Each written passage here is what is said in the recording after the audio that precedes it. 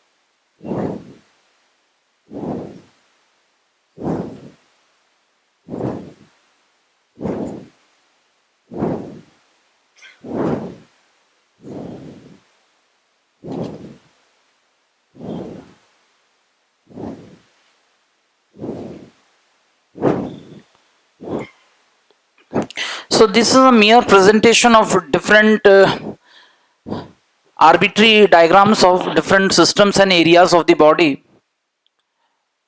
So just to recognize,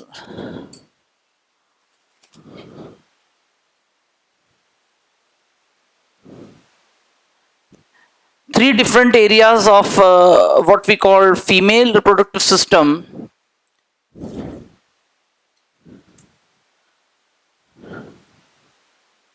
That's the way to revise the concept of epithelium tissue, what you have experienced in the previous classes from the day beginning of the session. This area oviduct is characterized by presence of which epithelia? The lining is simple, ciliated, columnar epithelia. Similarly, the region Y has been recognized as the uterine part, uterine lining, the innermost lining endometrium is characterized by presence of stratified columnar epithelium, right? And finally, Z region, that's the female copulatory organ vagina, which is internally lined by stratified non-keratinized, stratified non-keratinized squamous epithelia. Similarly, if I suppose to consider the given diagram is of the integument skin, human skin, respectively made up of two layers, epidermis and dermis. The topmost layer, dermis, recognized, मैंने P इसको denote किया है, it stands for stratified. See the difference, same epithelia but simply the composition vary. So it is stratified keratinized squamous epithelia. Finally, human eye, an integrate sense organ assembled in the head region to act as a photo as well as visual receptor, and it's all by virtue of presence of that unique internal innermost layer of eyeball as retina, but retina itself being recognized with 4 successive layers from outer to inner. RPE, sensory layer, bipolar layer, and ganglionic layer.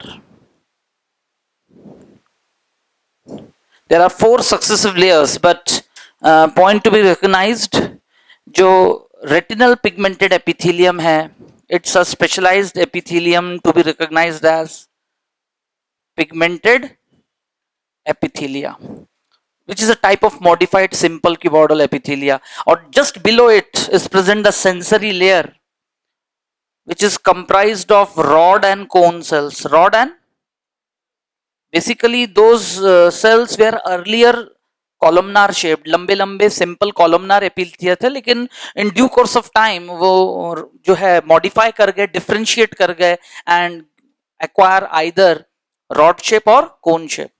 That is again made up of neurosensory. Basically, it is a neurosensory epithelium. So the human eye possesses 2 types of specialized epithelia in the retinal part. In which part? One is the retinal pigmented epithelium as an example of only the pigmented epithelium in the human body, followed by one example of neurosensory epithelium called sensory layer, जो खुद 2 तरह के cells के बने हैं. One is rod shaped, another is cone shaped. So that was a mere part of revision. Now next, coming to urinary system. This is the urinary bladder and its innermost lining. Again, if I mark it as an A, this unlabeled part is recognized as a lining of one of the another interesting specialized epithelia, and due to their unique ability, it is rather called transitional, or due to the position recognized as urothelium. Transitional epithelium, urothelium. Now coming to the next part, next diagram. एक ही diagram में मैं 2 presentation show करूंगा. The whole internal part of the nose, बाहर से nose एक muscular elevated bony structure as a part of respiratory system, but internally it has been anatomically having some space, nasal cavity. The nasal cavity itself is differentiated into different functional regions: vestibular region, conditioning region, olfaction region. This region is recognized as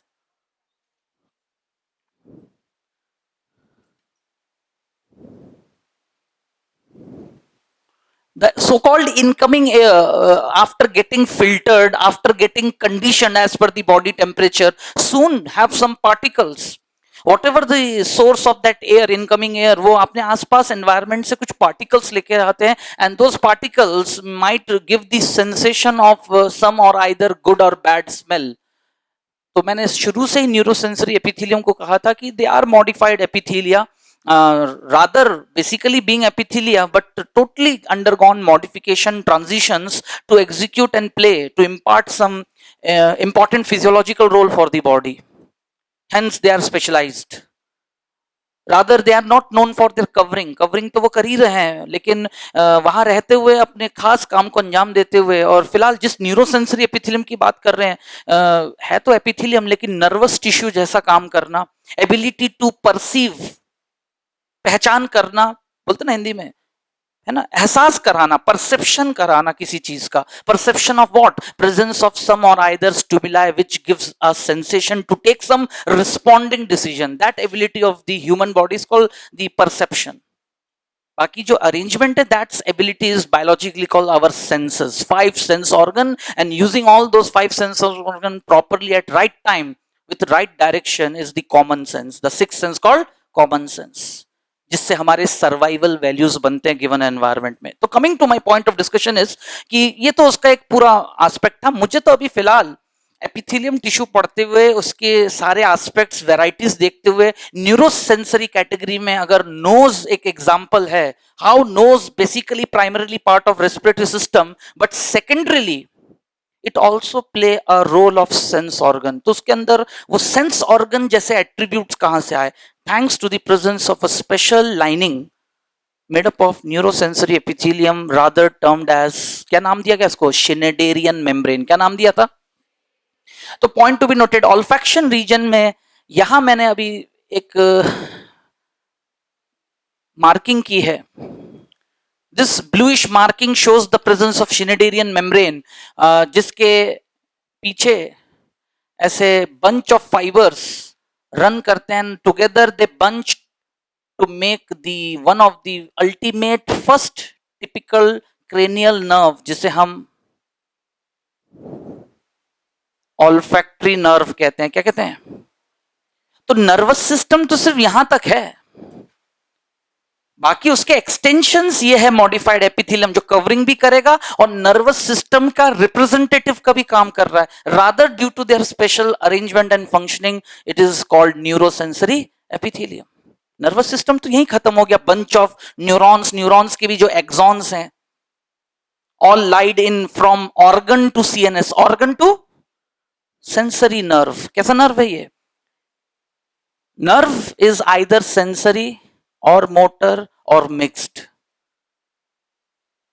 तीन तरह का classification. फिलहाल ये एक sensory nerve है क्योंकि इसका काम है सिर्फ यहां से, इस डायरेक्शन से उस सेंसेशन को इंपल्स की तरह नर्वस सिस्टम के ब्रेन के सेंटर जहां भी कंट्रोल है वहां तक ले जाना। तो ऑल्फैक्टरी नर्व ये सेटअप है। तो फिलहाल इसके बारे में मैंने लास्ट क्लास में आपके सामने क्या सिर्फ प्रेजेंटेशंस लिखे थे। तो अगर मैं इसी शिनेडेरियन, इसको मार्किंग करते हैं, this is actually, this region, olfaction region is characterized by presence of a layer X which is called Schneiderian membrane.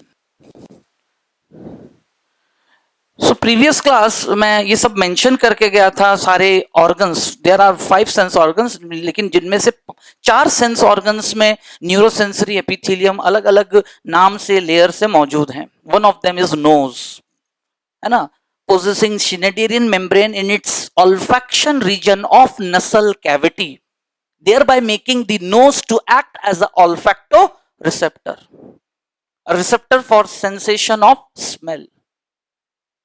What is Schneiderian membrane?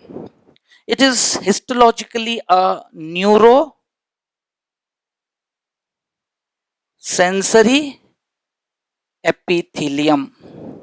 Fine.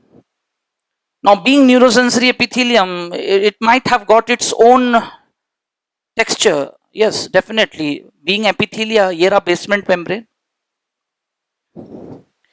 And this epithelium is characterized by, मैंने लिखवाया था, 3 types of cells.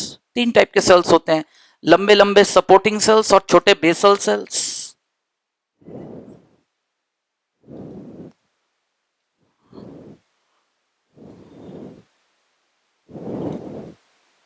जो long supporting sales हैं और छोटे छोटे basal cells, और उन्हीं के बीच कुछ सेल्स मॉडिफाई होकर स्पिंडल शेप कैसे हो जाते हैं?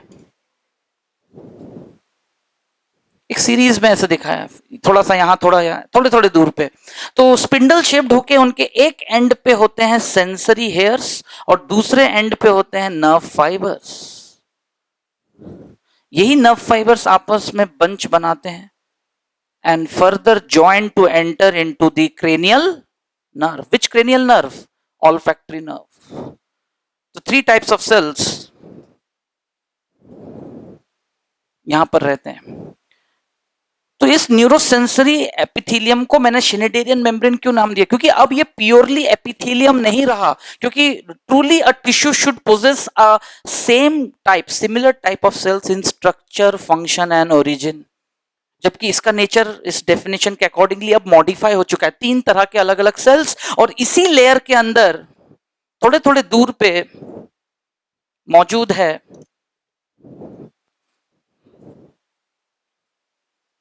Multi cellular. आज पढ़ेंगे हम ग्लैंड्स, अलग अलग ग्लैंड्स जो पढ़ेंगे, लेकिन यहां एक ग्लैंड को ऐसी आर्बिट्री डायग्राम से रिप्रेजेंट कर रहा हूं. फ्लास्क शेप्ड है ना, डक्ट कंटेनिंग एक ग्लैंड थोड़े थोड़े दूर पे ऐसे एम्बेडेड धसे हुए रहते हैं इसी मेम्ब्रेन के बीच थ्रू आउट दी सरफेस. अंदर 2.5 जो है मिलीमीटर, स्क्वायर मिलीमीटर के एरिया में ये मेम्ब्रेन एक ब्राउनिश पैच की तरह दोनों तरफ होते हैं. आ रहा है समझ में? तो फ्यूचर में आप मेडिकल कॉलेजेस में होंगे, इस एरिया ईएनटी रीजन में जब पढ़ रहोगे आप, तो आपको वही तो दिखाएंगे. You have to recognise. तो प्रैक्टिकल अलग होता है, थ्योरी पढ़ना अलग होता है. तो यहां मैं सिर्फ बोल के आपको इमेजिन करा सकता हूं, एक्चुअल चीजें तो आप वहां डेड बॉडी कैडेवर को डील करते हुए देखोगे. तो वो ब्राउनिश पैच जैसा मेम्ब्रेन जो यहाँ रहता है दोनों कैविटीज के अंदर, क्योंकि अंदर ही अंदर नाक पूरे 2 हिस्सों में बटा हुआ है. बीच में नसल सेप्टम क्या होता है, और 2 ओपनिंग्स जाके यहाँ अंदर फेरिंग्स में से खुलते हैं, नसल कॉन्के कहते हैं उन ओपनिंग्स को. तो फ्यूचर में हम देखेंगे ये सब फिजियोलॉजी के अलग अलग चैप्टर्स में. फिलहाल मैं हिस्टोलॉजी में आ रहा हूं और फिलहाल आपके साथ डिस्कशन चल रहा था neurosensory epithelium as Schneiderian membrane present inside the nasal cavity of the nose, imparting the nose to act as olfactory receptor. और ऐसा डिस्कस करके कहीं ना कहीं मैं सिर्फ हिस्टोलॉजी नहीं कवर कर रहा हूं. हो गया nose as a sense organ, ऐसे ही तो पढ़ाया जाता है. आज ही आप घर जाइए, चैप्टर नर्वस सिस्टम जहां है 11th क्लास, एडिशनल मटेरियल पीछे सप्लीमेंट्री मटेरियल जो है वहां आप जाके पढ़ के देखिए, nose as a sense organ करके मुश्किल से 4 लाइन के एक पैराग्राफ लिखा है, उसमें यही सारी बातें लिखी हुई हैं. तो सिर्फ ये टॉपिक पढ़ते हुए हिस्टोलॉजी का ही क्वेश्चन कवर नहीं हो रहा है, अलग अलग एस्पेक्ट में कि वाकई में आज आपको पता चला एक मेम्ब्रेन का नाम. वो मेम्ब्रेन खुद बाय ओरिजिन फॉर्मेशन एक एपिथेलियम है, but modified specialised epithelia to impart role for nervous system, क्योंकि उसको जाके कनेक्ट किसके साथ होना है, नर्वस सिस्टम के ultimate CPU, central processing unit, CNS, central nervous system के ब्रेन के cerebrum main region, forebrain के ऑल्फैक्टरी लोब के साथ, किसके साथ. और फिर वहां से कहानी फिर कि कैसे सेंसेशन ब्रेन तक पहुंचता है, ब्रेन के किस लोब में वो सेंटर मौजूद है जो डिसीजंस लेता है, how to react, whether you are having an awkward feeling of the smell, whether you have a pleasure, this an emotional response, this will be an. अचानक उसमें लिम्बिक सिस्टम कैसे इन्वॉल्व हो जाता है ब्रेन का. आप उस गंध को, उस सुगंध को या दुर्गंध को महसूस करते हुए कुछ इमोशनली डिस्टर्ब हुए या एक्साइटेड हुए, that's all depends on the conditions. तो जब हम इस तरह से चीजों को एनालाइज कर रहे होते हैं, दैट्स दी फिजियोलॉजी. लेकिन ये सब किसके वजह से हो रहा है? राउंड द क्लॉक डिस्कशन में एक ही बात सामने आती है, all this depends on a very classic arrangement by nature, the organism body, whether single celled or multicellular. If it is multicellular, yes, we are discussing about animal kingdom, tissues in animal kingdom.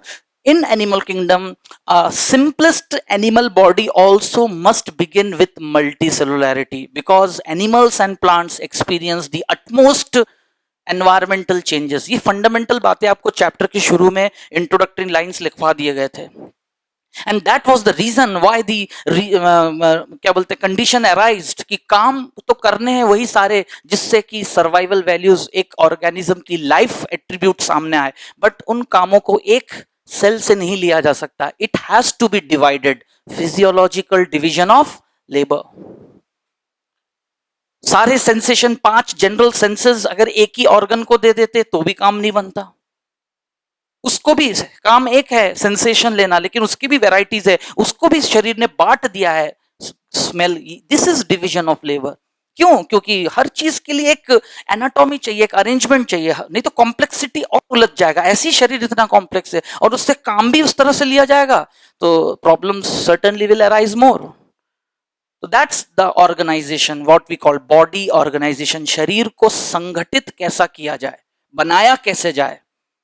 And talking about animal kingdom, the best level is to begin with tissue level. Begin with tissue to form organs, then organs assemble to form system, and n number of systems assemble a organism body. That organism could be a porifera, could be a anyone, मतलब फिर वो एक अलग science of taxonomy शुरू हो जाता है, where we characterize, compare, analyze and put them according to their more or less features. लेकिन strictly speaking and comparing basic fundamentals जो है सब में मोर और लेस कॉमन रहेंगे। फिलहाल हम ह्यूमन बॉडी पे हैं, एग्जांपल जो आपके सामने बना था। फिलहाल शिंडेरियन मेम्ब्रेन का एक्चुअल डायग्राम कैसा होना चाहिए, this is the presentation comprising of 3 types of cells. Cells की लेबलिंग मैं नहीं कर रहा हूं, लॉन्ग इलोंगेटेड सपोर्टिंग सेल्स, छोटे सेल्स बेस सेल्स, और ये रहे स्पिंडल शेप सेंसरी सेल्स। लेकिन यहां जिसको मुझे लेबल करना है, that's the unique gland which along with present to make लगातार इसके सिक्रीशन से यहां का सरफेस कैसा रहता है, वेट एंड मॉइस्ट, क्योंकि इनकमिंग एयर में जो भी वो पार्टिकल्स है वो इनमें डिसॉल्व होके आयंस बनेंगे, तब जाके इस सेंसरी हेयर को स्टिमुलेट करेंगे और वो इलेक्ट्रिकल चेंजेस आगे कंटिन्यू होगा। क्योंकि नर्वस सिस्टम के फंडामेंटल यूनिट न्यूरॉन्स को सिर्फ एक ही भाषा समझ में आती है, electrical energy. Which language? So any type of stimulation, chemical, mechanical, all are being transduced, all are being, this is called signal transduction. इसी को क्या कहते हैं? वही फिजिकल एस्पेक्ट है, ट्रांसड्यूसर्स लगाए ही जाते हैं इसलिए। तो इलेक्ट्रिकल एनर्जी में कन्वर्ट कर देना, ठीक है। So that's another physiological aspect, ठीक है। तो इसको अंजाम देने के लिए अगेन वहां मौजूद है the unique associated gland, Bowman's gland. Now that is one of the typical question being asked in CBSE PMT, all India PMT कह लो, अब आप नीट कह लो, प्रीवियस ईयर्स में आपको मिल जाएंगे ऐसे questions. Bowman's gland is associated with, ठीक है। अच्छा, मैं इतना आपको क्यों फोकस कर रहा हूं, क्यों यहां लिखा है कॉम्पिटिटिव विंडो। अब प्रैक्टिकलिटीज पे आए कि आज आपने एक मेम्ब्रेन, लेकिन आने वाले दिनों में ऐसे कई मेम्ब्रेन्स के नाम सुनोगे। और अभी अभी जो मैंने क्वेश्चन पुटअप किया है, let us convert into a question.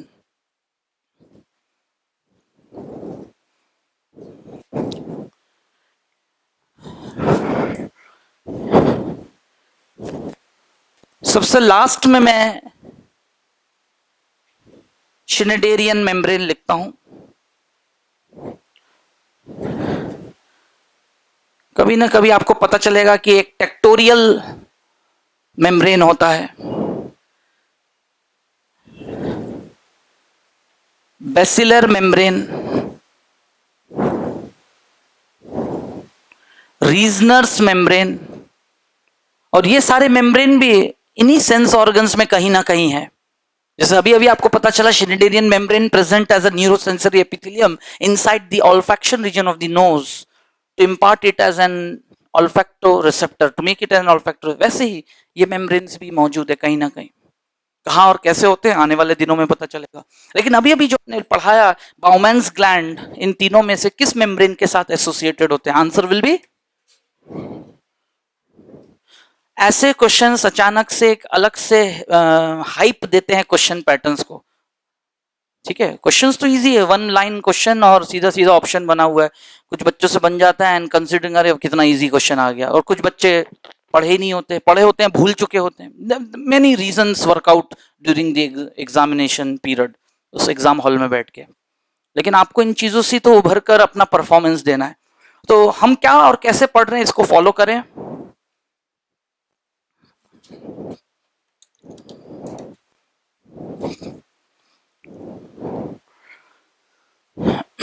Then coming to the next, that is a presentation of human ear. This is a arbitrary presentation of the human ear, comprising of external, middle, Now that's the mammalian property. Among mammals, ear comprises of three consecutive parts: external, middle, and this is the internal ear, actual functional part. Rest तो बस उस physiology को execute करने में, अंजाम देने में accessory help करते हैं, क्योंकि साउंड को कलेक्ट करना, कंडक्ट करना, उसके पिच को तय करना मिडिल कैविटी का काम है. अब वो पिच कैसे तय होता है साउंड का, ये सब हम बताएंगे मैकेनिज्म ऑफ हियरिंग में. सबको आ रही है मेरी बात समझ में? Will go through that. But यहां अभी मेरा प्रोस्पेक्ट क्या है पढ़ाने का, कि if I have made the example human ear as a sense organ bearing neurosensory epithelium, अभी हमारा कंसर्न मैटर क्या है? We want to just experience कि कैसे ह्यूमन ईयर के अंदर न्यूरोसेंसरी एपिथेलियम एक लेयर की तरह मौजूद है, और वो लेयर फिर किस नाम से मौजूद है, और एट लास्ट वो लेयर किस तरह के सेंसेशन को जो है एंटरटेन करता है, जिससे ear as a whole act as a receptor for us. इस कनेक्टिविटी में अभी मैं आपको समझाने जा रहा हूं. रेस्ट वो तो अपने आप में पूरे इसके डिटेल्स आने वाले समय में बनेंगे. सबने ये वाला डायग्राम बना लिया है?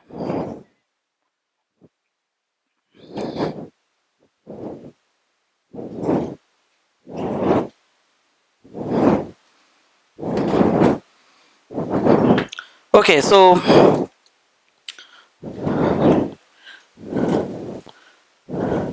खुद इंटरनल ईयर जो है, पूरा इंटरनल ईयर दो पार्ट्स में बने हैं.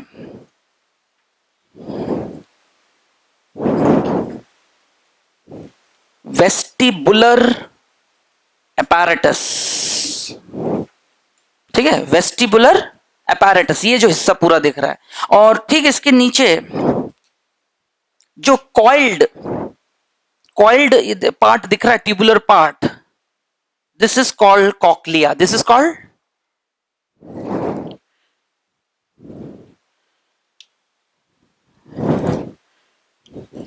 Vestibular apparatus.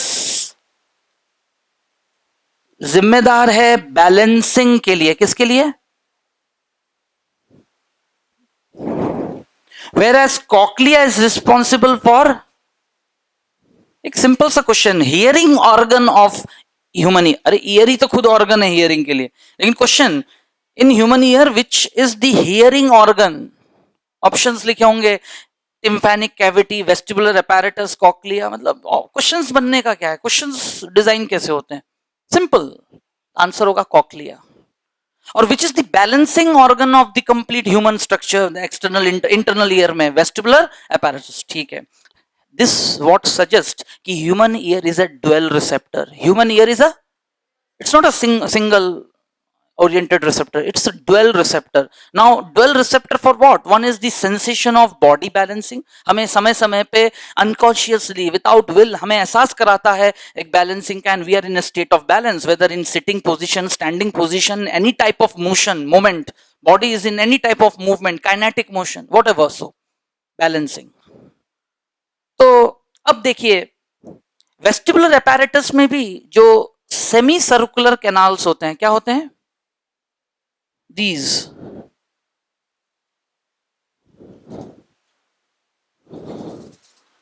इन सेमी सर्कुलर कैनाल्स के अंदर मौजूद रहते हैं those structures what we recognise as a layer made up of neurosensory epithelium. वो भी ठीक वैसी उनकी डिजाइनिंग होती है जो अभी थोड़ी देर पहले मैंने शिंडेरियन मेम्ब्रेन का बनाया था. ठीक वैसे ही, वही 3 तरह के सेल और वैसा ही हिस्टोलॉजिकल सेटअप. बस बाउमैन्स ग्लैंड नहीं होगा. क्या नहीं होगा? बाकी शिंडेरियन मेम्ब्रेन जैसा वैसे ही होना है, बस बाउमैन्स ग्लैंड नहीं होगा. तो सेमी सर्कुलर कैनाल्स मैं ज्यादा डिटेल पे नहीं आ रहा हूं, उनके अंदर वो स्ट्रक्चर्स मौजूद होते हैं जिन्हें हम कहते हैं क्रिस्टे ऑफ एम्पुलैरिस. क्या कहते हैं? And it gives the sensation of not only balance, but that too of what category? Kinetic balance, when the body is in motion. Similarly, vestibular apparatus में ये जो chambers होते हैं, seculi and maculae कहते हैं इनको, सकुलस एंड यूट्रिकुलस, दो chambers हैं ऊपर और नीचे. ठीक है, इसके अंदर रहते हैं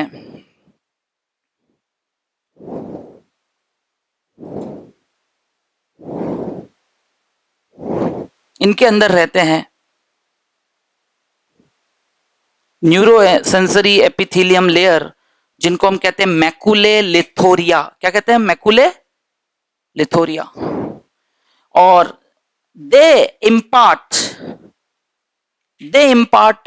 static balance. Which balance?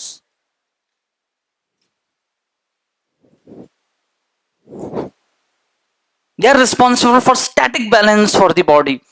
अभी आप बैठे हैं इन अ वर्टिकल पोजीशन में, खड़ा हूं यहाँ स्टैग्नेंट इन अ वर्टिकल, या if you lie down, couch पे लेट गए, बिस्तर पे लेट गए, किसी भी जगह पे, मतलब body has turn in horizontal balance.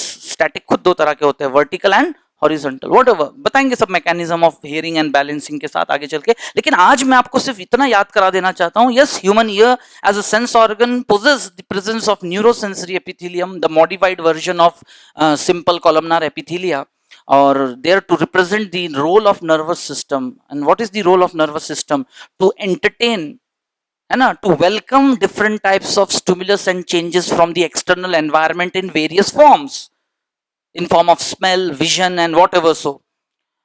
लेकिन नर्वस सिस्टम के वर्किंग यूनिट्स, उनकी लिमिटेशन है, वो अपनी नेटवर्किंग शरीर के अंदर तक सीमित रखना चाहते हैं। What about the surface? Surface covering के लिए वो जिम्मेदार नहीं है। सरफेस कवरिंग कहीं भी अंदर बाहर कौन करता है? एपिथेलियम।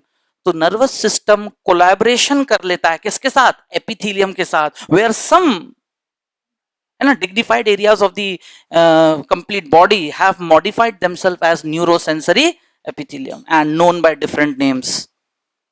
तो याद हो जाना चाहिए आज के बाद, Macaulay लिथोरिया are responsible for semicircular contents, Christie of Ampularis, kinetic balance. So the whole vestibular apparatus is responsible for balancing sensation. That's the first role of human ear. Secondary role is hearing, which is imparted by a coiled tubular structure called, और cochlea के अंदर इसके लिए मौजूद है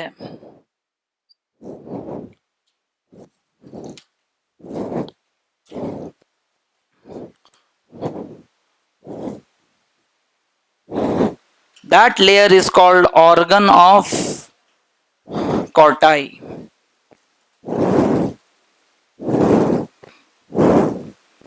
And that what imparts the hearing.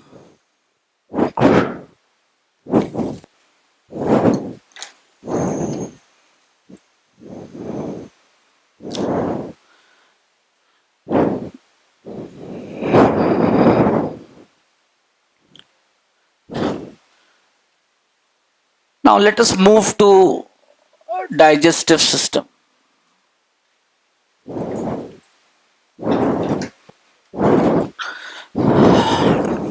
So around 5 classes we have gone and experienced through what a tissue being defined, how it has come into existence. Right from day one recognize करो एक synchronization के साथ कि basic बातों को answer करते हुए मैं directly jump up नहीं कर गया कि let us begin tissue, epithelium tissue.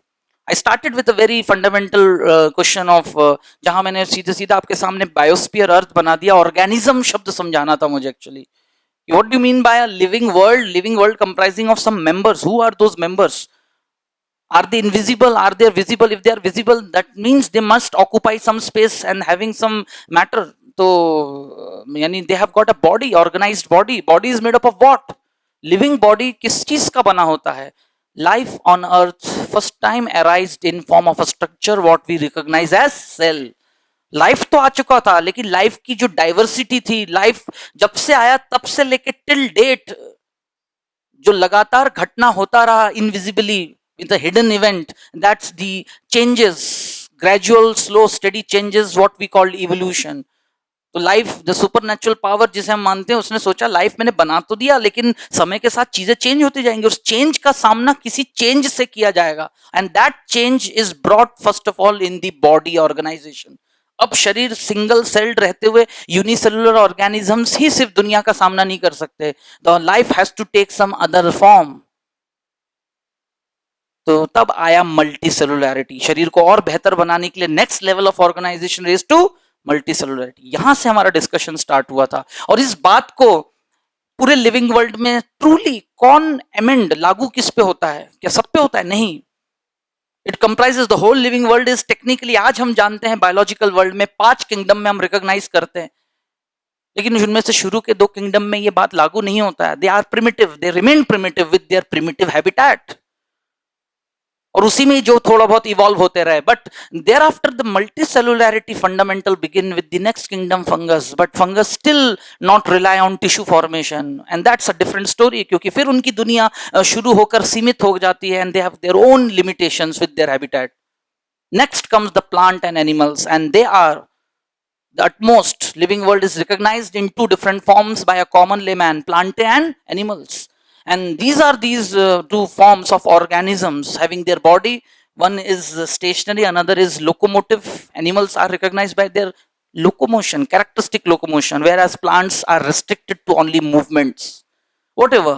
लेकिन एनवायरमेंट का सामना तो दोनों ही, स्ट्रेस और फेवरेबल अनफेवरेबल दोनों ही करते हैं. and a body is more evident by presence of systems. जितने बेहतर systems होंगे उतना बेहतर उसके adaptations होंगे. How a system will come into existence? By assembly of organs. How an organ is going to be assembled and take its shape? By assembly of tissue. What is tissue? What is? That's how we started with a definition, fundamentals, or dealing with zoology part of the biology. We soon peep into animal kingdom. वही सारी बातें animal kingdom पे लागू कर दिया जाए तो the whole animal kingdom is characteristically recognized by multicellularity. लेकिन अचानक मैंने आपके सामने दो बातें रखी कि टिश्यू बनने के लिए दो कैरेक्टरिस्टिक्स कोई भी एनिमल बॉडी ने अगर तैयारी कर ली है, is ready to show the presence of tissue. One is multicellularity, another is presence of germ layers. Now the next question, what is germ layer? How this structure come into existence? उसको answer करने के लिए again हम एक अलग background पे चले गए कि talking about animal kingdom, as per cell theory every organism begin its life with a single cell as zygote. लेकिन फिजिकल बर्थ, बायोलॉजिकली हम लाइफ कब से शुरू होती है? The moment organism take an existence called birth. लेकिन birth से पहले उसने अपने शरीर को जो स्ट्रक्चर, शेप, साइज, जो फ्रेमवर्क दिया, उस समय को क्या कहते हैं? That's the gestation period which was early characterised by embryonic development. तो अचानक हमें झांकना पड़ेगा एम्ब्रियोनिक डेवलपमेंट में जाके कि एम्ब्रियोनिक डेवलपमेंट का वो कौन सा स्टेज है, कौन सा ऐसा समय आता है जब बॉडी अपने आप को टिश्यू लेवल के लिए ऑर्गेनाइज करता है. क्योंकि शरीर की तो शुरुआत हमने हमारे प्रिमिटिव एंसेस्टर्स की तरह कैसे किया था? Single cell. But genetically planned and transform तैयारी पहले से ही है कि soon it has to undergo and induced into a rapid mode of क्या बोलते हैं, माइटोटिक डिवीजन कॉल्ड क्लीवेज. क्योंकि animals are recognized by their multicellularity. Cleavage की तो डेफिनेशन ही है turning out the single cell zygote into a multicellular embryo. तो मेरा कहने का मतलब ये था, ये सारी जो हमने इतनी भूमिका बांधी है, ये सारी कहानी जो आसपास जोड़ के रखा है, just to understand what is the significance of the stage called gastrula. और गैस्ट्रुला जिस प्रोसेस से बनता है, गैस्ट्रुलेशन, वही वो समय है जब टिश्यू बनने के लिए प्राइमरी जर्म लेयर्स पहले बनते हैं. एंड बीइंग ट्रिप्लोप्लास्टिक, हम में कितने जर्म लेयर्स बनते हैं? 3.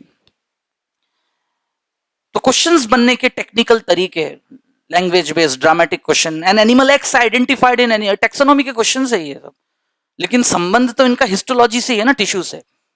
ये सब टेक्सोनॉमी में भी आपको बताए जाएंगे, है ना. How to differentiate an X and Y, two animals, one is diploblastic, another is triploblastic. Then what is correct about X which is not applicable to Y?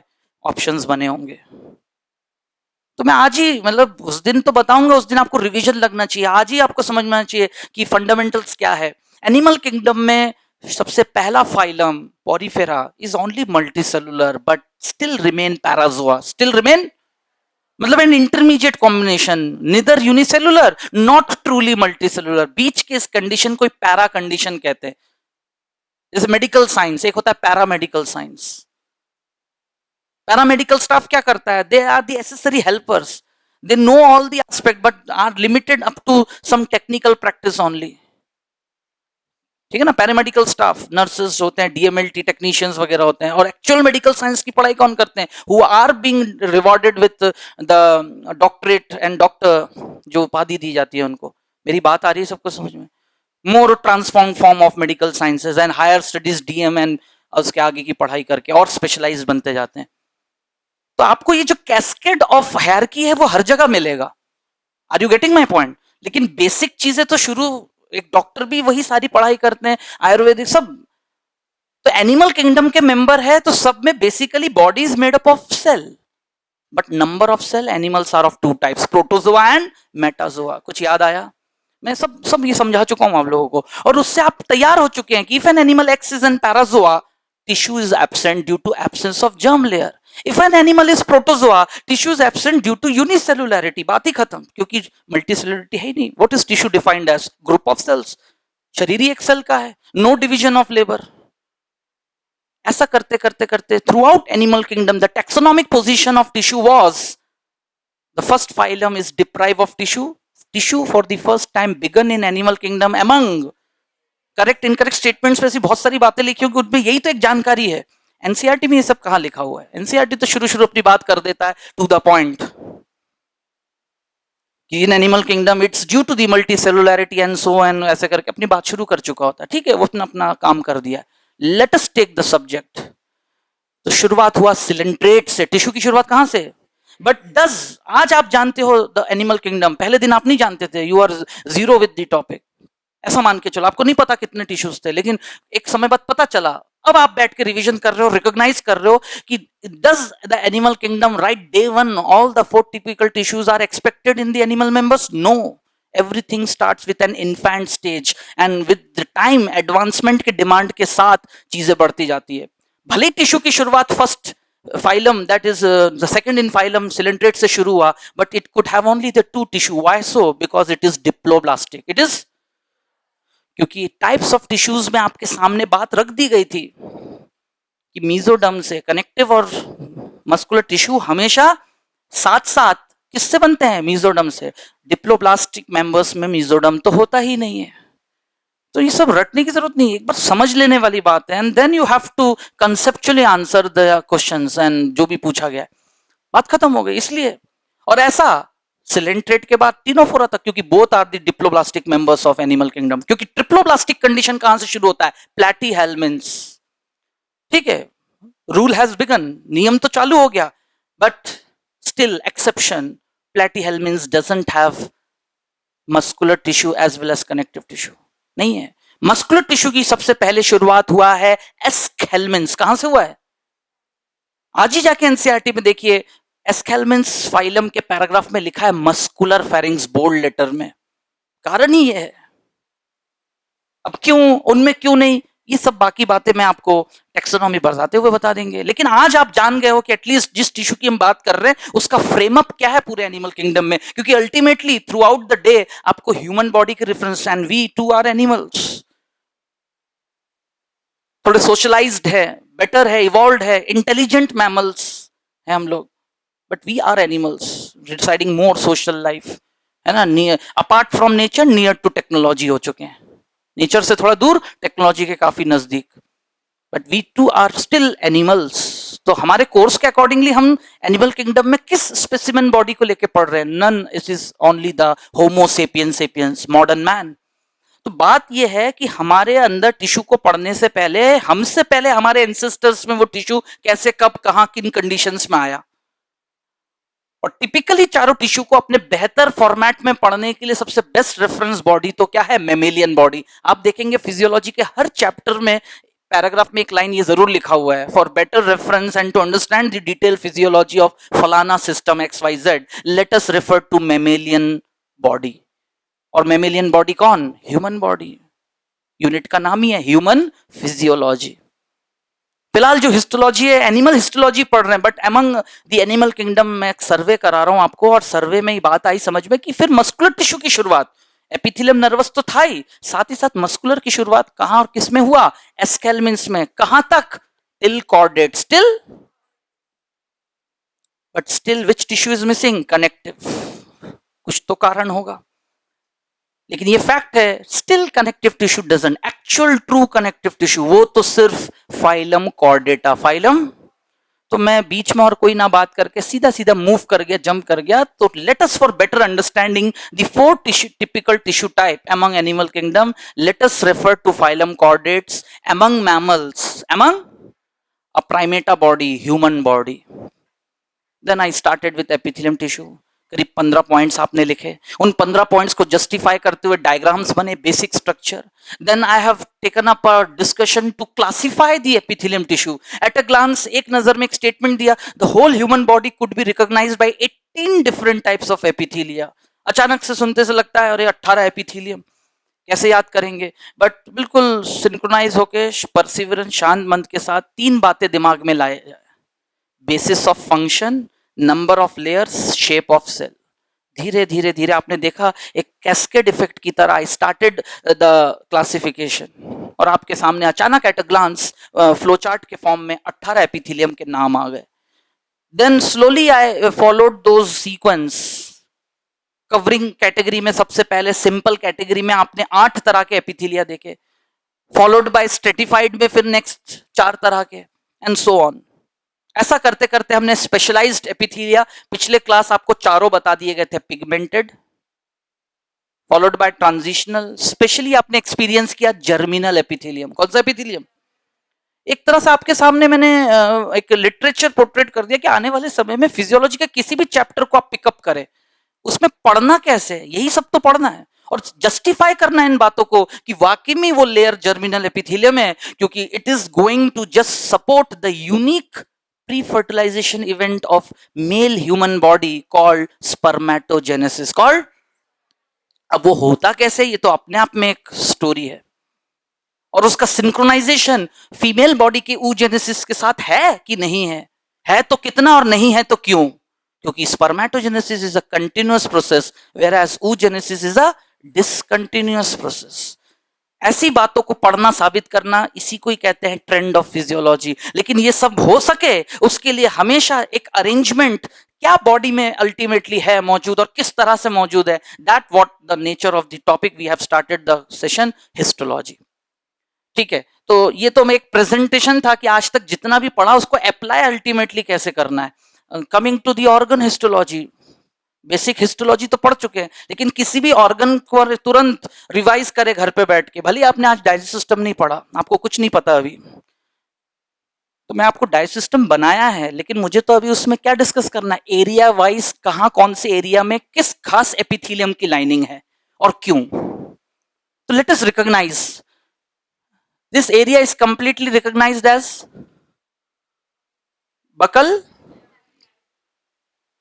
हालांकि टंग भी मौजूद है यहां पर ऐसा, और टंग का ऊपर तो ठीक है वही स्ट्रेटिफाइड नॉन क्रेनाइज्ड एपिथेलिया होता है, लेकिन पूरे टंग पे थोड़े थोड़े दूर पे उन्हीं एपिथेलिया में से कुछ एपिथेलिया मॉडिफाई हो जाते हैं न्यूरोसेंसिटिव टेस्ट बर्ड्स, क्या बन जाते हैं.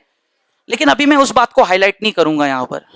यहाँ तो मैं एक general epithelia at a glance आपके सामने की digestive system area wise, each area is recognised for its unique covering by some internal epithelial linings. What they are? Buccal cavity,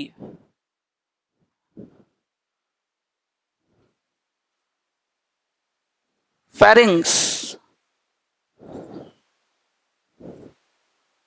esophagus. ये तीनों के तीनों they are internally lined up by stratified non-keratinized squamous epithelia. एक दिन मैं आपको सिर्फ ये पढ़ा रहा था कि इसका मीनिंग क्या है, डायग्राम से इसकी क्या कैरेक्टरिस्टिक है. एग्जाम्पल्स तो ऐसा है, उस दिन भी मैं बहुत सारे 10 एग्जाम्पल लिखवा देता, फिर आप साइकोलॉजिकली सोचते हो और एक एक एपिथेलिया के 5-5 10-10, थोड़े से पैनिक हो जाते हैं, क्योंकि तुरंत नहीं, दो पढ़ा दिए थे वहां, और आने वाले दिनों में मैंने कहा ही है कि जैसे जैसे आगे टॉपिक्स बढ़ते रहेंगे बार बार इन एपिथेलियास के नाम आते रहेंगे. लो आज ही 3 एग्जांपल एट अ स्ट्रेच आपके सामने आ गया, इंडीड 4 एग्जांपल, क्योंकि vagina, and these are the traditional options, यही आते हैं. बहुत कुछ पढ़ने से नहीं होगा, आपको यही तो फॉलो करना है. कोई भी किताब आप सॉल्व करते समय ऐसे थोड़ी कि रिलक्टेंट होकर सॉल्व किए जा रहे हैं. मेहनत कहाँ है, यही तो मेहनत है कि रिकॉग्नाइज करना पड़ेगा कि क्लास में जितना पढ़ाया जा रहा है वैसे ही टर्मिनोलॉजीज, वैसे ही लैंग्वेज, वैसे ही लिटरेचर बेस्ड क्वेश्चंस बन रहे हैं कि नहीं बन रहे. फिर हम जिस बुक को स्टैंडर्ड कोशिश करते रहते हैं, ट्राई अक्सर करते हैं सिंसियरली, उसमें भी 80% उस तरह का है कि नहीं. That's enough to assess, self assessment के लिए इतना काफी है. सबको मेरी बात आ रही है समझ में? तो ठीक है, ये हो गया. Now let us move to the next part, the characteristic part of the digest system, stomach. The very first part जहां एक्चुअल एक डोमिनेंट डाइजेशन शुरू होता है, भले ही प्रोटीन का ही होता है सिर्फ, लेकिन शुरुआत यहीं से होता है, क्योंकि यहाँ तो हार्डली एनी टाइम लेफ्ट है ना. कुछ लोग तो होते हैं ना वोरेशियस ईटर, रसगुल्ला मुंह में डाला अंदर, इट्स एम्पल ऑफ टाइम यहाँ मिलता है, चबा के निगल लेते हैं. तो एज सच फिजिकल डाइजेशन ही बड़े मुश्किल से होता है, केमिकल डाइजेशन का ज्यादा कोई रोल है नहीं यहाँ पर, due to the time limit, due to the. सबको मेरी बात आ रही है समझ में? कौन है कि स्लो मोशन की तरह एक रोटी का टुकड़ा रख के यूं चबाया जा रहा है धीरे धीरे, 5 मिनट में खाना खत्म, 4 रोटी अंदर, एक रोटी 2 बार में. नहीं, मैं एक बात कह रहा हूं, मतलब ऐसा नहीं है, सब लोग नहीं करते ऐसा. So that's the stomach. तो इफ आई रिमेंबर, मैंने तो पूरा डिटेल्स ही बना दिए थे एक क्लास में कि स्टमक की एपिथेलियम, यानी पूरा स्टमक वॉल कैसे बना हुआ है. मैं तो बस यहां रिकॉग्नाइज कराने के लिए कि innermost epithelium lining is none then simple columnar epithelia. Similarly, the whole intestine, small intestine,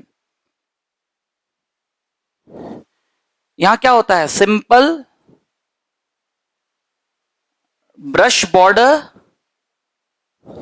columnar epithelia.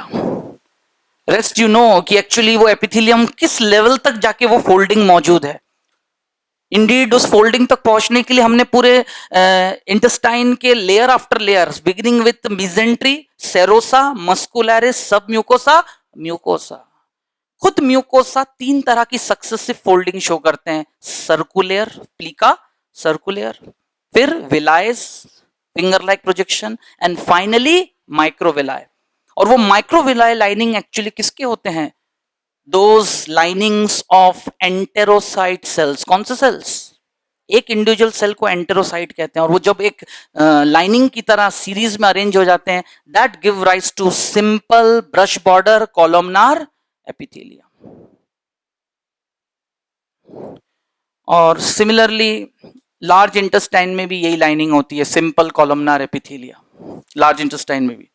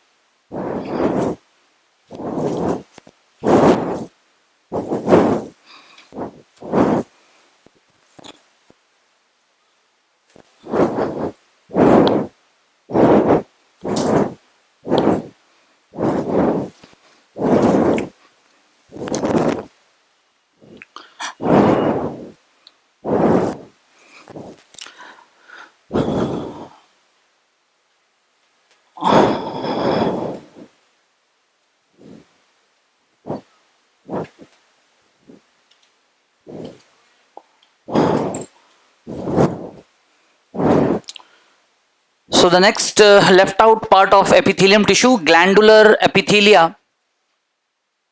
I will characterize regarding glands और उसके जो भी पॉइंट्स है वो मैं थ्योरी बताऊंगा आपको, but before going to the details मैं डायरेक्टली इसकी क्लासिफिकेशन पे स्टार्टअप दे रहा हूँ, क्योंकि एनसीईआरटी में 3 तरह की क्लासिफिकेशन मेंशन्ड है, तो मैं उनको तो कवर करूंगा ही, बट मैं 2 एक्स्ट्रा क्लासिफिकेशन भी बताऊंगा. Total 5 different basis of classifying glands present throughout the body. But what a gland is defined as, उसकी खुद की क्या प्रॉपर्टीज होती है, उस पर हम अलग से बात करेंगे थोड़ी देर बाद, है ना. तो देखिए प्रेजेंटेशन पहले मैं जरा कंप्लीट कर लूं, फिर आप उसको नोट करें.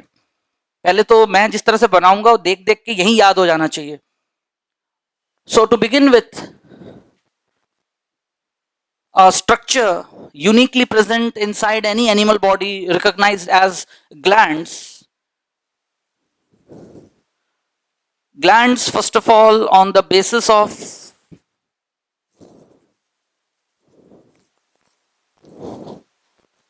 number of cells made up of, they are indeed Glands are unicellular or multicellular. Unicellular gland का the only example in human body throughout is goblet cells. Goblet being a gland, they are mucus gland actually, because their secretion is mucilaginous, चिपचिपा बिल्कुल एक.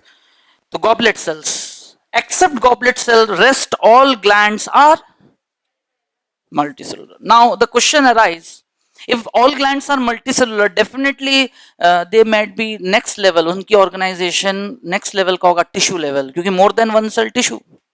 और जब वो tissue है तो वो फोल्ड करके बनता होगा. मल्टीसेलुलर कैसे? It will definitely have some shape and size. So next basis of classification is on basis of shape and structure. Glands are recognized as simple or compound. इसी को हम कह सकते हैं सिंपल मतलब अनब्रांच्ड, और कंपाउंड को हम क्या कहेंगे? ब्रांच्ड. ठीक है, अनब्रांच्ड है, but what is the shape? ये तो स्ट्रक्चर हो गया कि सिंपल होगा कि कंपाउंड होगा, बट उनका कुछ तो शेप आएगा. They are of 3 types: tubular, tubular coiled and कुछ किताबों में एसिनस वर्ड लिखा रहता है, मतलब alveolar, flask shaped.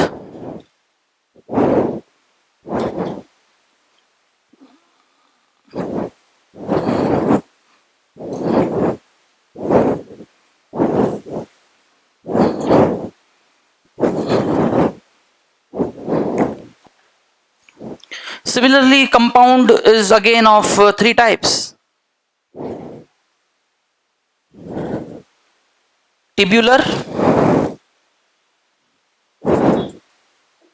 alveolar and tubulo-alveolar. दोनों शेप मौजूद हो साथ में. अभी डायग्राम से आएगा ये समझ में, पहले तो ये मेंशन कर दिया.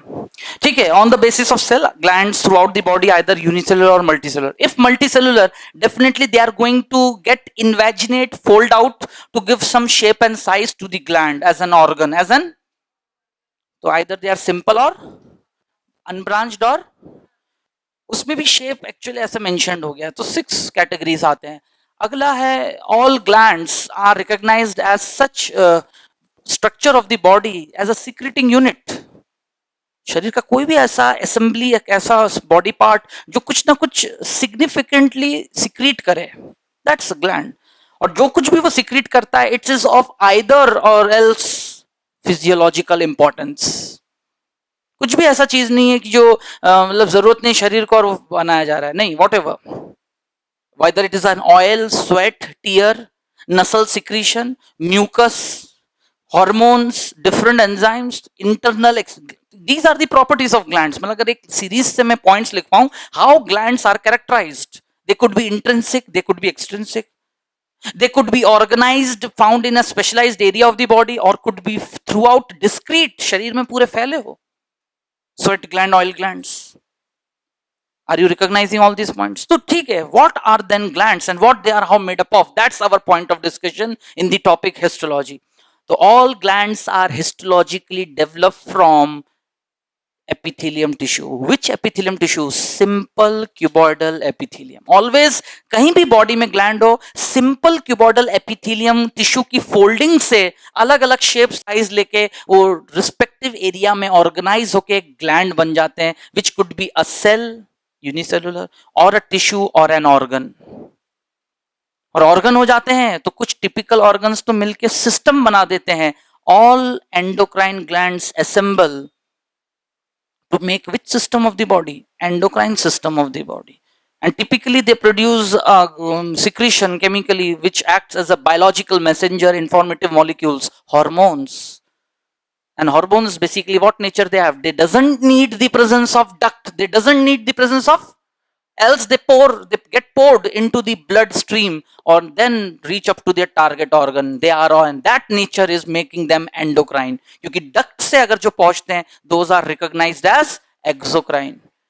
तो नेचर ऑफ डिस्कशन जो टॉपिक का है वो क्या है वो तुरंत समझ लेना चाहिए पहले, तब धीरे धीरे उसको फॉलो अप करके आप आगे बढ़ेंगे. तो glands on the basis of number of cells, on the basis of shape and structure, whatever they produce, उसका कुछ तो एक तरीका होगा सिक्रीशन, पोरिंग का तरीका, मतलब how they pour, what is the mechanism of their release, अपने सिक्रीशन को रिलीज कैसे करते हैं. So on the basis of mode of secretion, तरीका, मोड मतलब तरीका, glands are merocrine, apocrine, holocrine.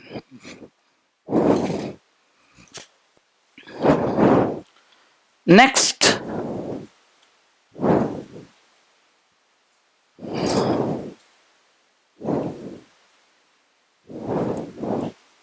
on the basis of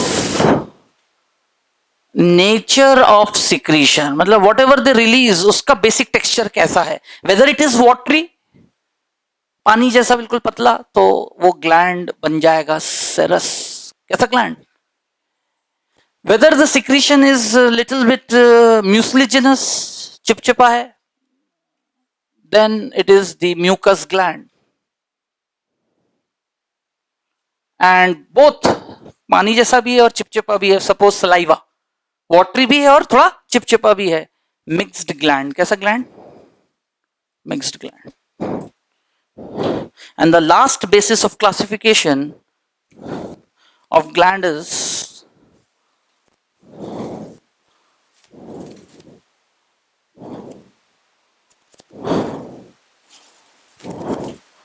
on the basis of presence and absence of duct. Presence and absence of duct. Again, glands are recognized as in three forms: exocrine, endocrine, and heterocrine.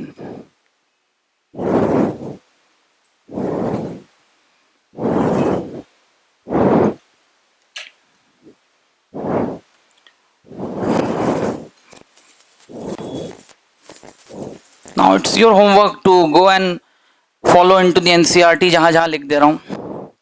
ये तीन classification NCERT में mentioned है.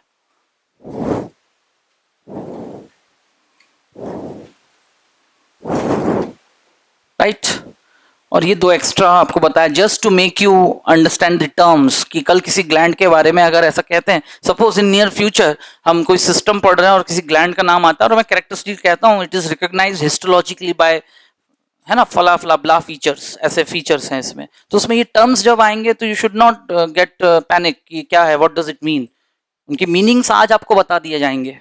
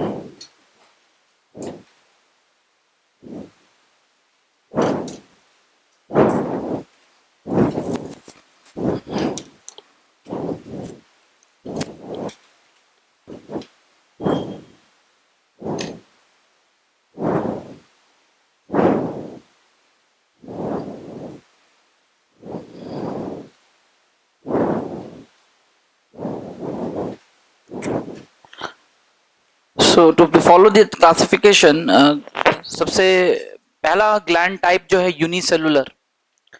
तो NCERT में एक ऐसा diagram बना हुआ है जहां पर यूनिसेलुलर ग्लैंड लिखा है डायग्राम में, जिसको प्रेजेंट एक्चुअली ऐसे ग्लैंड्स हमारे बॉडी में स्यूडो स्ट्रेटिफाइड एपिथेलियम। कौन सा एपिथेलियम? ठीक है ना, क्योंकि उसी में ही फिर थोड़े थोड़े दूर पे ऐसे सीलिया भी बने हुए हैं। ठीक है, बट मुझे अभी एपिथेलियम से मतलब नहीं है, उसमें मौजूद सिंगल सेल ये ग्लैंड जिसका यही duct cup shaped gland called goblet cell. And first of all, on the basis of number of cell, it is unicellular। एक ही ग्लैंड अलग अलग क्राइटेरिया एग्जाम्पल बनता है। नेक्स्ट, इसका कोई स्ट्रक्चर, ये बात लागू नहीं होगा because it is not multicellular. Then we move to next part. On the basis of mode of secretion, it is merocrine. कैसा है? अब मीरोक्राइन का क्या मतलब होता है मैं अलग से यहाँ पर प्रेजेंट करूंगा। फिलहाल इसका जो सिक्रीशन का तरीका है, on that basis it is मीरोक्राइन। Next, on the basis of nature of secretion क्या बनाता है? This content is what? अब स्पेलिंग देखिए, जो वो प्रोड्यूस करता है वो है म्यूकस, और ग्लैंड को हम क्या कहते हैं? स्पेलिंग डिफरेंट है। The content, the product is mucus, और म्यूकस ग्लैंड इसको कहते हैं। And at last it is exocrine. It is, क्योंकि ये जो स्पेस है यही उसका डक्ट है जिससे वो सरफेस पे रिलीज कर रहा है। That's how we learn about glands. Goblet cell is characterized by these points. All the statements are correct regarding goblet cell as a unicellular gland.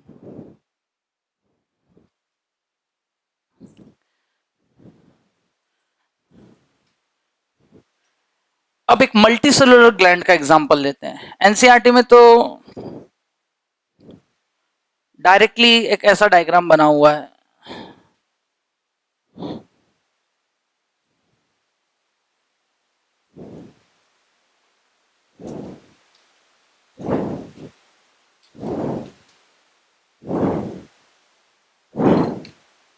Now this is the diagram of a simple alveolar। simple एक alveolus flag shape. मैंने अभी इनके diagrams नहीं बनाए थे मैं direct example पे आ चुका हूं। अभी वो भी मैं सबके डायग्राम्स बनाऊंगा, लेकिन पहले एनसीईआरटी कवर करते हैं। ठीक है, multi cell, more than one cell, folding, और फोल्ड में भी शेप आया। शेप कैसा आया? फ्लास्क शेप, सिंपल एल्वियोलर, एक एल्वियोलस। अब इस पे लागू करें सारी बातें ऐसे जैसे इस पे लागू किया था। सबसे पहले तो ये कैसा है? मल्टी सेलुलर। शेप के बेसिस पे सिंपल एल्वियोलर। ठीक है, और सपोज ये एक पॉइजन ग्लैंड है। Example, poison gland of frog. Frog के स्किन में जो पॉइजन ग्लैंड है ऐसा पाया जाता है। ठीक है, और जो भी वो सिक्रीशन करेगा सेरस टाइप, ठीक है, जो पॉइजनस सिक्रीशन उसके बॉडी सरफेस पे होगा पानी जैसा, सेरस टाइप। और नेक्स्ट जो है किस तरीके से, मीरोक्राइन again, and at last it is exocrine, क्योंकि दिख रहा है डक्ट से सरफेस पर रिलीज हो रहा है इतना सा डक्ट, एक्सोक्राइन। तो एनसीईआरटी के दो डायग्राम ए एंड बी। लेकिन near future upcoming classes physiology के किसी सिस्टम में पढ़ रहे होंगे सपोज, और आपको अभी अभी मैंने कुछ दिन पहले ही, है ना, स्मॉल इंटेस्टिनल लाइनिंग बताया था, और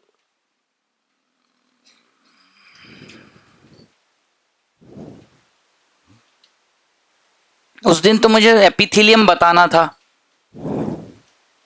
ये रहा विलाय, ऐसे कट कर दिया ना मैंने।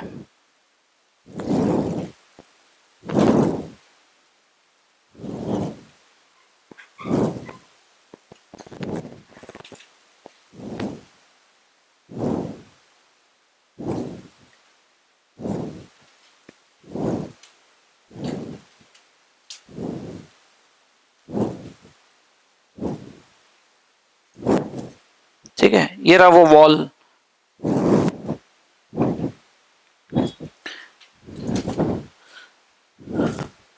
लेकिन स्मॉल इंटेस्टाइन में मौजूद इंटेस्टिनल ग्लैंड को हम क्रिप्ट्स ऑफ लीबरकून क्या कहते हैं?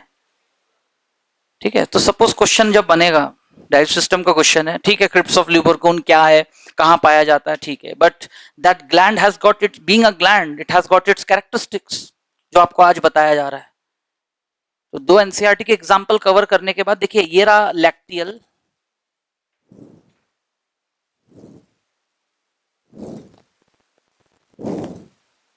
Right, and these are the so called blood vessels.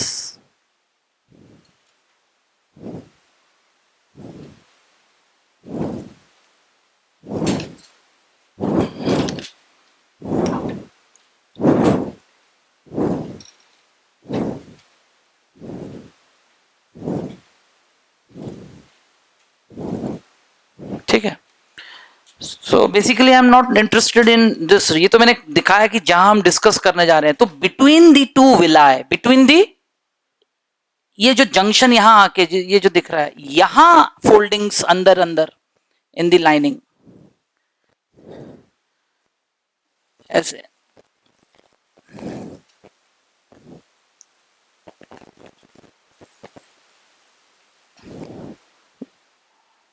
यहां वो फोल्डिंग्स होते हैं, मतलब बिटवीन दी विलाय जो स्पेस हल्का सा होता है वहां ऐसे सिंपल ट्यूब शेप वो ग्लैंड्स एम्बेडेड होते हैं, है ना, इनसाइड द म्यूकस, सब म्यूकोसा ऐसे एम्बेडेड होते हैं।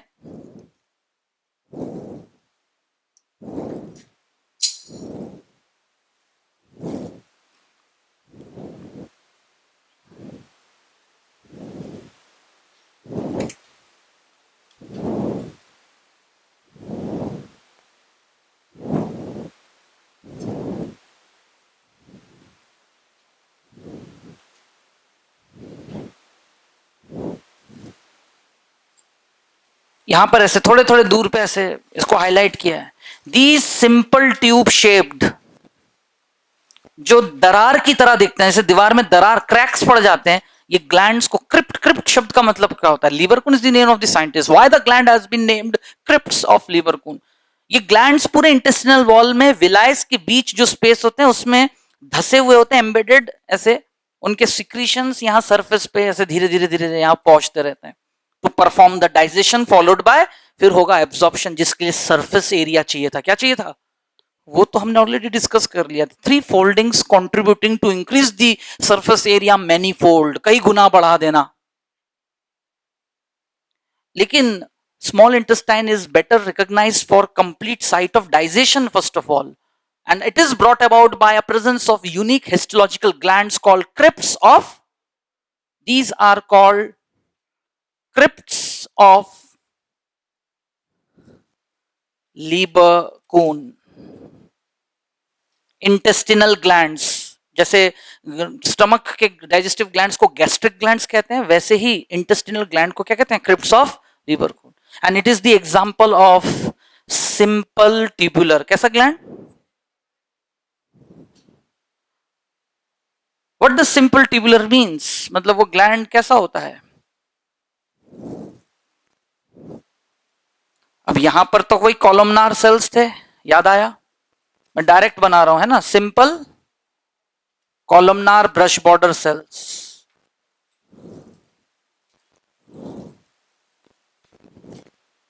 सरफेस पे क्या थे?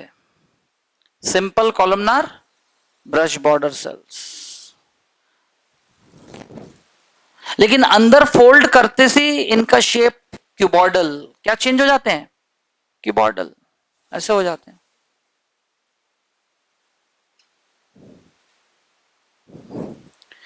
तो इस डायग्राम में और उस डायग्राम में सिमिलैरिटी क्या है? All are, both are made up of folding of simple cuboidal epithelia, but this is alveolar and this is tubular shape. अब फिर इसमें कुछ सेल्स पेनेट सेल्स कहलाते हैं, कोई अर्जेंटिफिल, ये तो सब आगे चल के देखेंगे. लेकिन आज आपको पता चला एक example, glands on the basis of shape and size. या अब इस ग्लैंड पे बात लागू किया जाए. Let us amend the rules of classification on intestinal gland. Intestinal gland on the basis of number of cell, it is multicellular. यानी जिस दिन हम पढ़ रहे होंगे ये टॉपिक डाइजेस्टिव सिस्टम, उस एरिया में यही डायग्राम बन रहा होगा और अच्छे से डिटेल लिखते हुए उसकी कैरेक्टरिस्टिक्स समझाते हुए. बाकी तो all over the juice it produce called intestinal juice, succus entericus, उसकी कॉम्पोजिशन फिर कौन क्या करता है, ये तो फिजियोलॉजी हो गई. लेकिन वो जिस ग्लैंड से बनता है वो ग्लैंड हिस्टोलॉजिकली खुद क्या है? Multi, on the basis of shape simple tubular, on the basis of mode of secretion merocrine, on the basis of nature of secretion serous, and at last exocrine. क्योंकि ये रहा डक्ट सरफेस पे release करता हुआ, ये रहा surface. आ रहा है सबको समझ में? Everyone getting the concept? ऐसे ही आप क्लास 12 रिप्रोडक्टिव सिस्टम पढ़ रहे होंगे, मैमरी ग्लैंड पे पहुंचेंगे. In females a pubertal characteristic secondary sexual character called presence of breast. Breast holds and accommodate the memory glands. Breast का डेवलपमेंट एक ऑर्गन नहीं है, it's a secondary sexual characteristic of the body, जो feminine और feminine hood को establish करता है at the age of puberty, और जिसके वजह से हम एक गिवन ह्यूमन बॉडी को एज आइदर मेल या फीमेल रिकॉग्नाइज करने का एक फीचर है. And that phenomena is called sexual dimorphism. उसी को क्या कहते हैं? Sexual dimorphism. जहां अपेरेंटली आंखों देखा कुछ फिजिकल एट्रीब्यूट्स देख के हम एक आम आदमी की तरह रिकॉग्नाइज कर सके. It is not only on medical grounds. This is the biological feature, secondary sexual characteristics, which is a sex-limited trait. Genetics का question है. All pubertal characters are sex-limited trait. Assertion reason का question. Yes, the statement is correct. Assertion is correct. Reason फिर उसके अलग-अलग statements हैं. So what I mean to say is that कोई भी body का gland ले लो, gastric gland, sweat gland. अब अभी थोड़ी देर पहले मैंने आपके सामने integument बनाया ही था.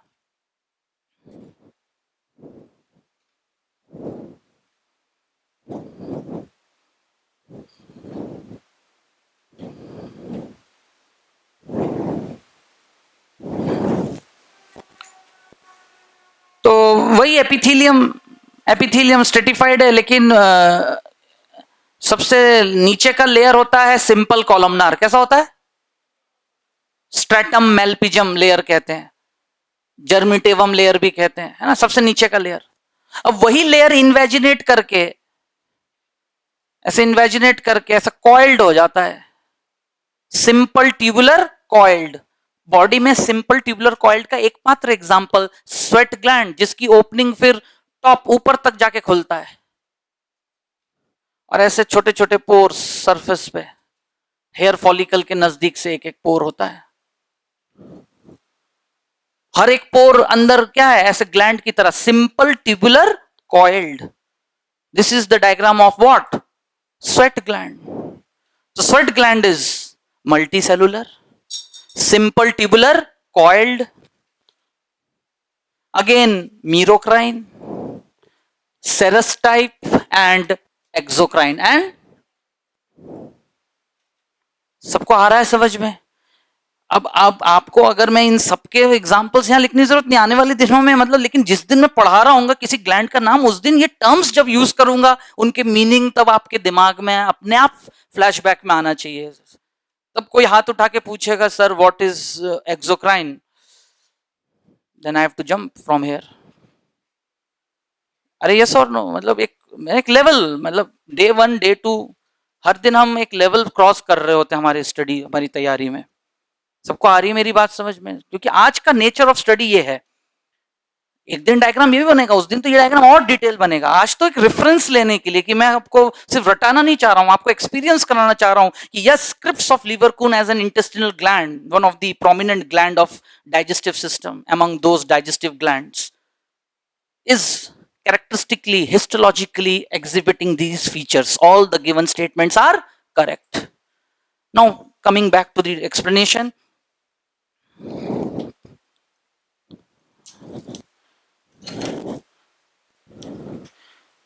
इनके मीनिंग्स क्या है? Suppose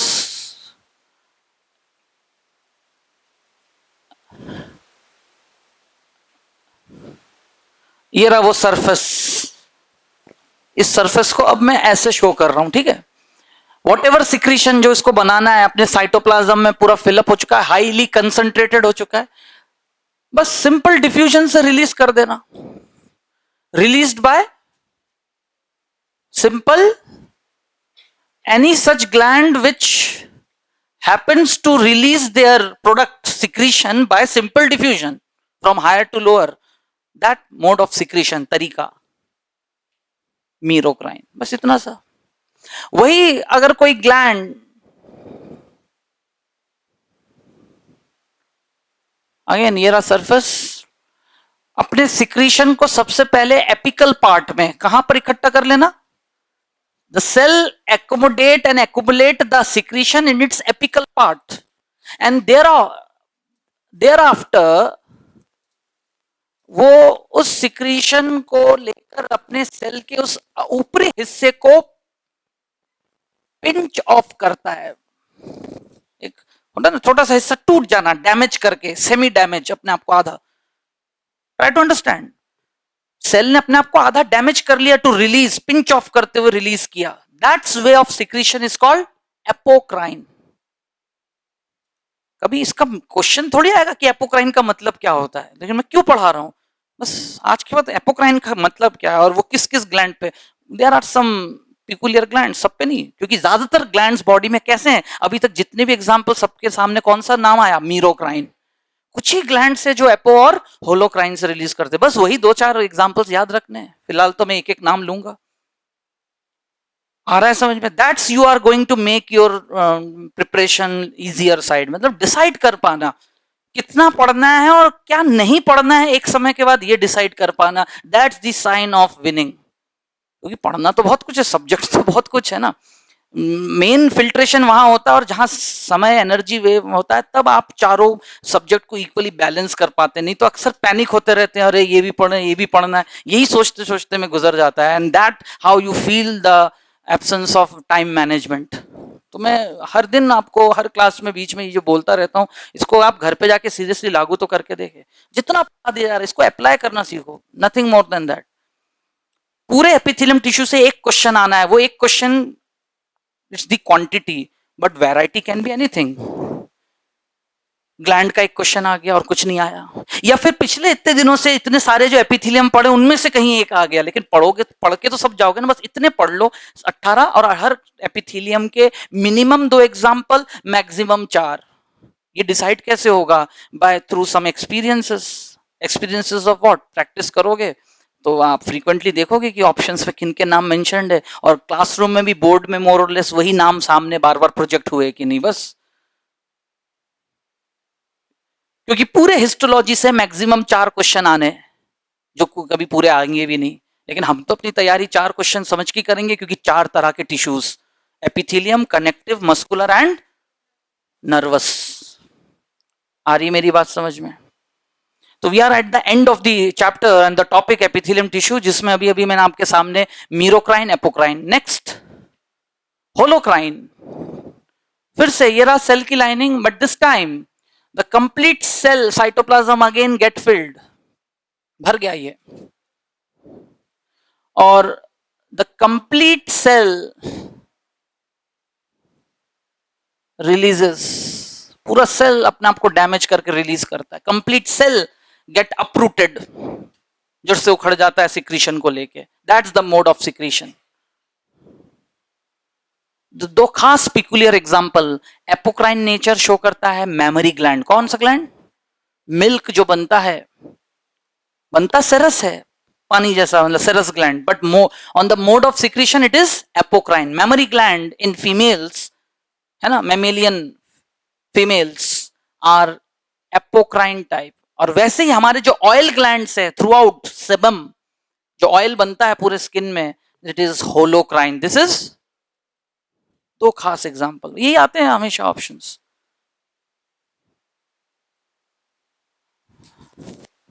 So that's the nature to deal with the topic glandular epithelia, made up of basically, भले कॉलमनार सेल्स हो, स्टमक जैसे गैस्ट्रिक ग्लैंड है भाई, स्टमक में तो सर सिंपल कॉलमनार एपिथेलिया है, तो वहां के ग्लैंड्स तो सिंपल कॉलमनार से, हाँ उन्हीं की फोल्डिंग से बनता है। लेकिन नीचे जाके रिकॉग्नाइज करें कि जब मैंने आपके साथ स्टमक ग्लैंड डिस्कस किया था, उसका डायग्राम कैसा बना था? गैस्ट्रिक ग्लैंड ऐसा बना था, and this is of what type? Compound, branched, tubular. Sidhi branching, unbranched, branched. अब आ रहा है सबको समझ में? ये जो नॉमेनक्लेचर है, ऐसा नहीं कि अब बैठ के रटना है, एक बार समझ तो लो कि कैसे इसको डिजाइन किया गया है, how the things have been named. एक बार फॉलो करने की बात है, rest you have to go through, बस एक रिवीजन। बन गया ये डायग्राम अगेन। तो भले ही यहां पर लाइनिंग सिंपल कॉलमनार है, बट रूल इज रूल। जैसे ही अंदर जाएंगे मॉडिफिकेशन, फोल्डिंग बनते से कैसे हो जाएंगे? क्यूबॉइडल शेप कैसे हो जाते हैं?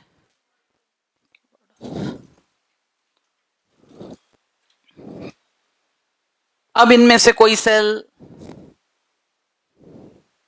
ऑक्जेंटिक बन जाएगा, कोई बन जाएगा peptic, zymogen peptic chief cell, कोई बन जाएगा अर्जेंटिफिन, क्योंकि इसको HCl बनाना है, इसको बनाना है pepsin, rennin, pepsinogen. All together the mixture release through the duct is gastric juice. Is पढ़ेंगे गैस्ट्रिक जूस क्या, उसकी composition, organic, inorganic and all other elements, फिर किसका क्या रोल है, part by part, to execute and accomplish the perfect digestion of only the protein nutrient content in the given food, in the diet. Whatever the person has taken the amount of diet, अब वो protein rich था, carbohydrate rich था, fat, that which will decide the quantity and quality of different juices throughout our digestive system, alimentary canal. So very great synchronization, और उसको समझने के लिए आपको आपका बैकग्राउंड काफी स्ट्रॉन्ग, मतलब हिस्टोलॉजी बिल्कुल क्लियर, तब तो फिजियो हाँ ऐसा ऐसा है। Reasoning, next step of learning is now reasoning the topic. पहले तो फैक्ट्स पढ़ लिया जाए, ऐसा होता है, these are the rule, this has been identified, ये यहाँ मौजूद है। पहले ये डिजाइन फ्रेमवर्क आपके दिमाग में टॉपिक को लेके हो जाना चाहिए, तब तो रीजनिंग पे आप जंप करोगे। आ रहा है सबको समझ में? क्लियर बिल्कुल। And that's how we completed epithelium tissue. Cell junctions में मस्कुलर टिश्यू के साथ पढ़ाऊंगा, क्योंकि दो ही तो टिश्यू है जिनमें सेल जंक्शंस मौजूद होते हैं। तो जितने भी वैरायटी के होते हैं, कहाँ गैप जंक्शन होता है, क्यों होता है, आज ही पढ़ा दूंगा, तो तब वहां तक पहुंचते पहुंचते भूल जाओगे। वहां पहुंचकर क्या होगा, एपिथेलियम भी बनाऊंगा और मस्कुलर टिश्यू जो स्मूथ मसल्स होते हैं, किसमें किस तरह के जंक्शंस होते हैं, वहां कंपेयर करके समझाएंगे, बेटर अंडरस्टैंडिंग के साथ आपको क्लियर होगा। किसी को कोई doubt? So the next day, यानी एट अ स्ट्रेच अब 6 क्लासेस आपकी मेरी रहेंगी जूलॉजी 12 से 2 बजे तक का। Tomorrow we are beginning with the next tissue type, that is connective tissue. तो घर से थोड़ा आप पढ़ के आए। क्लियर? Thank you.